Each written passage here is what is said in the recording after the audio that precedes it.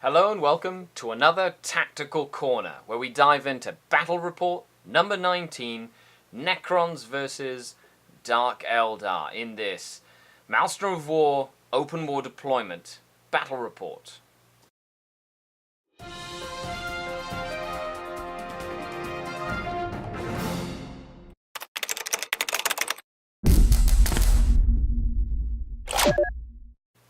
Hello and welcome to another Tactical Corner, a video released every Thursday that supplements the battle report that is released on Monday. So make sure you check the link down below in order to check this week's battle report. So let's talk a little bit about tactics and strategy, starting with the Dark Eldar army list.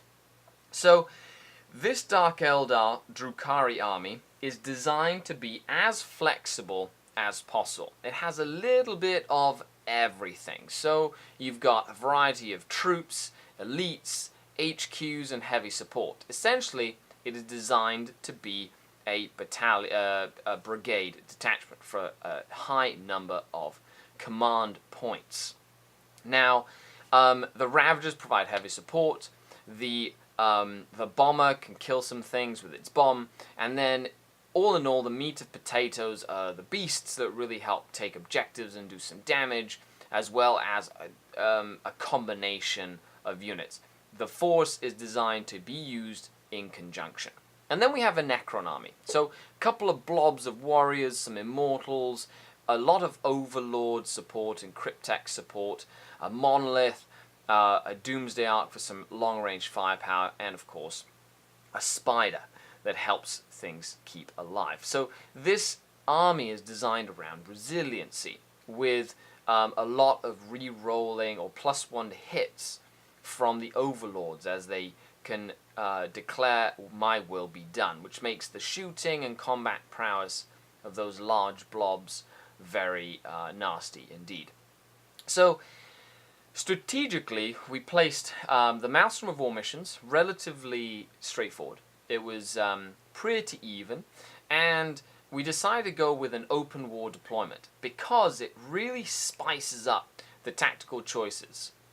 If you don't know how you're going to deploy, it really doesn't let you know how to play the game. And completely random, it was the deployment where you get to be up to halfway up the board and 3 inches away from the enemy. So we were literally not that far apart. And this meant that the battle was going to be joined quickly and nastily, and the Necrons were going first. So I knew that I needed to screen my heavy hitters as much as possible. So you can see on one flank I had a giant unit of razor-wing flocks all the way across the battlefield to essentially push the Necron army back.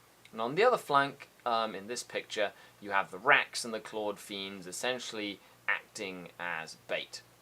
Now the Necrons did start the turn. They moved up and turned their sights on the targets they felt were the most invasive. They let loose a volley against the razor-wing flocks, killing I think like 6 bases out of 6 or 7 bases out of the 12 that I had. At 4 wounds apiece, you know, that's what razor-wings are designed to do. They just soak up damage, and they die, but they soak up damage nonetheless. On the other flank, they killed the Clawed Fiends up where the Talos is in that picture, and my unit of Racks that was toughness 5 thanks to the Homunculus, down to toughness to 1 model. So all in all, in the first Necron turn, there wasn't really much done. The Doomsday Arc didn't really kill anything or do any damage to the Raider on the far flank. And this meant that in my turn, my strategy was simple. Tactically, I had to try and negate the firepower of at least one of these giant blobs of warriors. And that's where the witches come really handy. The witches come into play. And the reason being is because witches prevent enemy infantry from falling back unless they win a roll-off. Which means that using the raiders to soak up Overwatch and then using the witches to get stuck in with the Necron warriors, I'm able to prevent the enemy from shooting at me when dealing with giant blobs of infantry. Necron warriors have a fantastic fire output.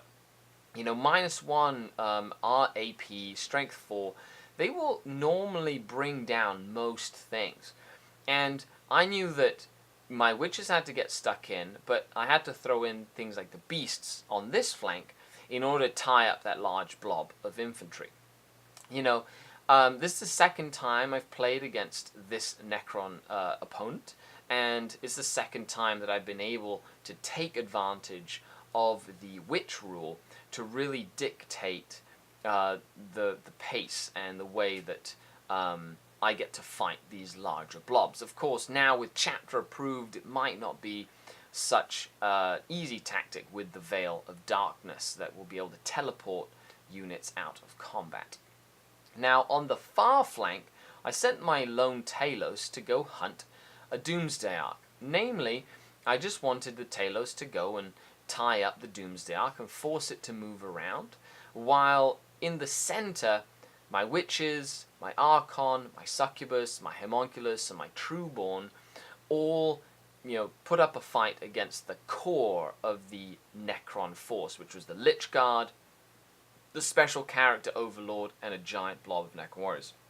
Now, even though I won the fight on the far flank, this fight was nowhere near as close.